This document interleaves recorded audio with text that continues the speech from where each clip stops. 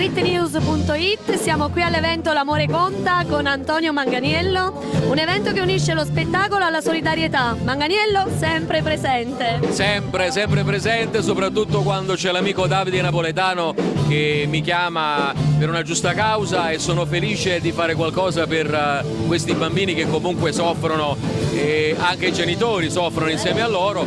Siamo felici di farli divertire stasera, ma soprattutto di raccogliere i fondi a favore di questi fanciulli, e quindi speriamo che ci sia veramente divertimento e tanta solidarietà. Benissimo. Quindi il tuo talento a disposizione di chi non se la passa tanto bene. Sì, di chi non se la passa tanto bene, ma pure chi se la passa buona. Insomma, noi cerchiamo di diffondere un sorriso a tutti, perché oggi con le tasse, con i problemi, che guai, con tutto questo a prezzo, è diventato difficile far ridere le persone. Noi cerchiamo con la nostra umiltà e la simpatia di farli sorridere, sia alla radio che live, e speriamo che pure stasera mi facciamo ridere. Se poi non mi facciamo ridere, un po' che sono letiche, almeno alla ridere, che cavolo. Certo, un saluto a tutti i lettori di Street News.